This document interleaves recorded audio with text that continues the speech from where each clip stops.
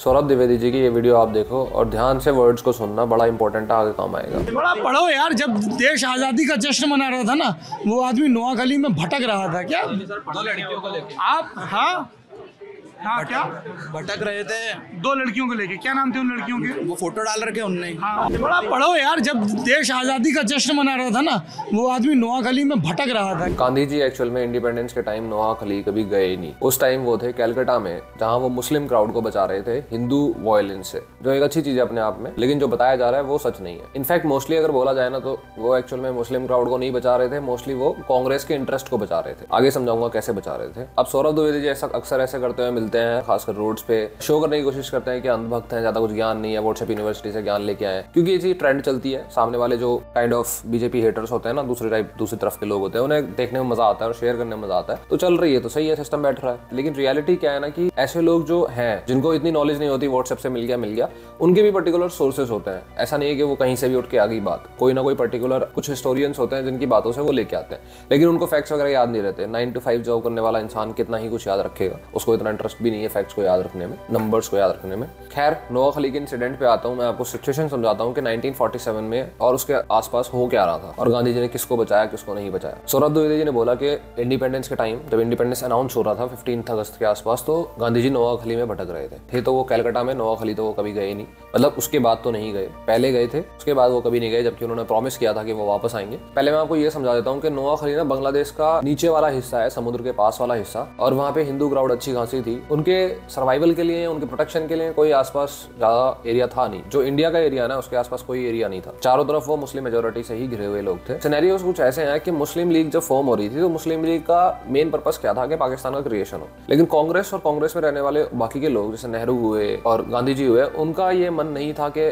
2 states का creation हो और पाकिस्तान का क्रिएशन हो। इसलिए उनका पर्पस क्या था कि हिंदू मुस्लिम एकता को जिंदाबाद रखना है, अच्छा रखना है, ये कांग्रेस का इंटरेस्ट था। लेकिन मुस्लिम लीग का ये इंटरेस्ट नहीं था, क्योंकि अगर ऐसा होता तो फिर मुस्लिम लीग का क्या फायदा, फिर तो कंट्री क्रिएट ही नहीं होना चाहिए और होगा भी नहीं। तो मुस्लिम लीग के जो इंटरेस्ट थे ना, वो थे, आप समझ सकते हो क्या इंटरेस्ट थे, कि हिंदू और मुस्लिम्स में ज्यादा एकता ना हो, यूनिटी ना रही। और नोआखली में जो हुआ ना, वो एक्चुअल में राइट्स में उसे बोलूंगा भी नहीं, वो एक काइंड ऑफ जेनोसाइड था जो हिंदूज के खिलाफ था। और नोआखली का जो मेजर इंसिडेंट है ना, वो 1947 इंडिपेंडेंस के टाइम का एक्चुअली है ही नहीं, वो है 1946 का। वो स्टार्ट हुआ था 1946 में, और मेजरली इसी बात पे स्टार्ट हुआ था कि मुस्लिम लीग के जो लीडर्स थे, वो प्रोवोकेटिव स्पीच देते थे। वो प्रोवोकेटिव स्पीच क्यों देते थे? जैसे मैंने अभी पहले बताया कि उनके तो इंटरेस्ट में था ना, क्रिएशन ऑफ पाकिस्तान तो तभी होगा जब ऐसी प्रोवोकेटिव स्पीच देके लोगों में एंगर बढ़ाया जाएगा आपस में। लेकिन जो नोआखली में हुआ ना, वो इतना बड़ा कैटास्ट्रॉफी थी, जेनोसाइड था, कि उसको अब ऐसा हो गया कि जेनोसाइड बोल के भी लोगों को समझ नहीं आता, लेकिन उसकी चीजें आप पढ़ोगे ना तो आपकी रूह कांपेगी सीरियसली। नोआखली के एरिया में जहां हिंदूज रहते थे, वो मोस्टली उन विलेजेस में उनको बाहर निकलने की भी आजादी नहीं थी, मतलब उन विलेजेस से निकल के आगे जाना भी उन्हें मुस्लिम लीडर से परमिशन लेके जाना पड़ता था। और चारों तरफ मोस्टली मुस्लिम क्राउड थी, और जो मुस्लिम लीडर्स थे वहां पे, मुस्लिम लीग के लीडर्स थे,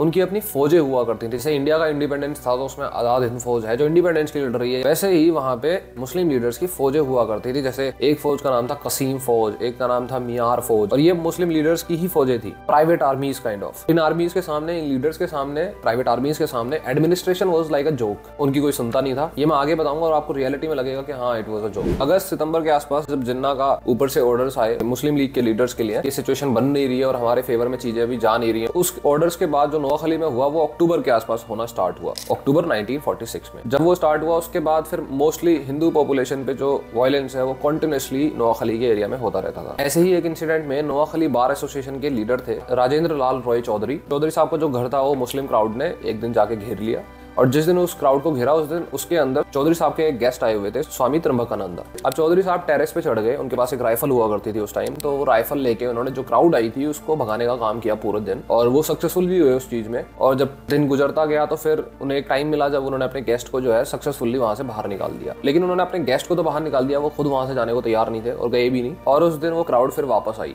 और वापस आने के बाद क्या हुआ कि मैं आपको फाइनल रिजल्ट बताता हूँ कि जो चौधरी साहब है, उनका सर एक थाल में सजा के, एक प्राइवेट आर्मी के लीडर थे उस टाइम पे, गुलाम सरवर, वो मुस्लिम लीग के लीडर ही थे, उनको सौंपा गया। और जो चौधरी साहब की 2 बेटियां थी, वो गुलाम सरवर साहब की जो प्राइवेट आर्मीज थी, उनके जनरल्स को सौंप दी गई थी। ये उन 100, 150, 300 इंसिडेंट में से एक इंसिडेंट है जो वहाँ पे हो रहा था। और ये कोई राजा महाराजा का टाइम नहीं है कि राजा ने दूसरे राजा को हरा दिया फिर ऐसे शादियां हो गई लड़कियों की। This was bloody 1946। Gandhi ji Noakhali आए उसके बाद और 3-4 महीने तक रहे और उन्होंने काफी कोशिश करी इस सारे वायलेंस को रोकने की, लेकिन वो आए काफी लेट। वैसे तो 3 महीने बाद वो वहाँ पे आ पाए और जो चौधरी साहब है उनके भी उन्होंने लास्ट राइट्स कराए, हिंदू राइट्स कराए। लेकिन गांधी जी के वहाँ आने के बाद भी उन्होंने वहाँ पे सेटअप करे और कोशिश करी वो वायलेंस रोकने की, लोगों में प्यार बढ़ाने की, लेकिन उसका कोई खास फायदा हुआ नहीं, क्योंकि वहाँ पे जो वायलेंस है वो रुका नहीं। ना तो वो गांधी जी के आने से पहले रुका, ना गांधी जी के जाने के बाद रुका, और ना गांधी जी के रहते हुए भी इतना कोई खास रुका नहीं। और इसको जानना इतना मुश्किल नहीं है। इनफैक्ट जो उस टाइम के मुस्लिम लीडर्स थे जो आंसरेबल थे सेंट्रल गवर्नमेंट को या सेंटर में, या फिर जो गवर्नर थे बंगाल के, प्राइम मिनिस्टर थे बंगाल एरिया के, उन्होंने खुद ये बात एक्सेप्ट करी है कि उस टाइम उनकी हिम्मत नहीं थी कि वो अपने ट्रूप्स को नोआखली के अंदर भेज दें। और वो जो मैं बता रहा था ना कि it was like a joke administration, वो वहाँ की रेकी भी क्या कर रहे थे कि कुछ दिनों बाद, पहली बात तो उस टाइम पे कर भी नहीं रहे थे जब मेजर जेनोसाइड चल रहा था, कुछ दिनों के बाद प्लेन से चीजों को एसेस करने की कोशिश कर रहे थे, एयर के through, helicopter, aeroplanes.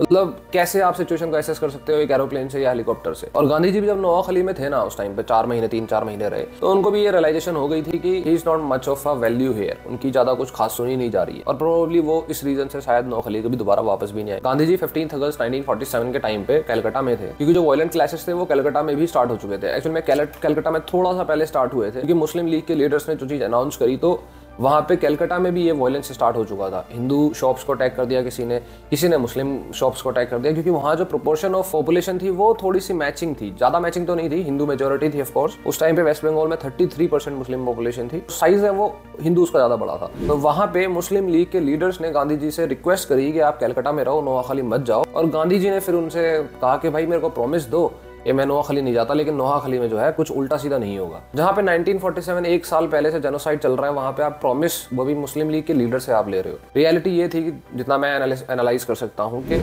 Gandhi ji को वहाँ जाना ही नहीं था। ही हैड दैट रियलाइजेशन कि उनके जाने का भी कोई खास फायदा वहाँ होने नहीं वाला। उनकी जो मोस्टली फास्टिंग हुआ करती थी, उनकी जो भी अच्छे खासे व्यूज हुआ करते थे, वो नो डाउट अच्छे काम थे, बढ़िया काम थे और लोगों को अफेक्ट करते थे, लेकिन वो मोस्टली हिंदूज को ही रोकने में सक्सेसफुल होते थे, मुस्लिम्स को इतना ज्यादा नहीं होते थे। ये एक हार्श ट्रूथ है जिसको एक्सेप्ट करना बड़ा मुश्किल है। गांधी जी उस टाइम पे मोस्टली कलकत्ता में रहे और उन्होंने रियलिटी में रिकमेंडेबल काम किया, अच्छा काम किया कि वहाँ पे हिंदू मुस्लिम वायलेंस को रोका दोनों तरफ से। हालांकि हिंदू मेजोरिटी में थे, पर बात यही है कि उनकी क्वालिफिकेशन ही ये थी कि वो हिंदू पॉपुलेशन को ही मोस्टली राइट से रोक सकते थे, मुस्लिम पॉपुलेशन को ज्यादा खास को कभी राइट से रोक ही नहीं पाए। तो he may not be a bad person, he can be of course a good person, अच्छे इंसान हो सकते हैं वो, और पर he was not a saint, he was a politician who was working for, जो काम कर रहे थे कांग्रेस के इंटरेस्ट में मोस्टली, और एक अच्छा काम कर रहे थे, नो डाउट अबाउट दैट। और शायद इसीलिए उन्होंने जो है वो लाइन भी बोली कि by nature Hindus are cowards and Muslims are bullies, क्योंकि यही होता है कि जिसको आप अपनी फास्टिंग से, अपनी मेथड से रोक लो,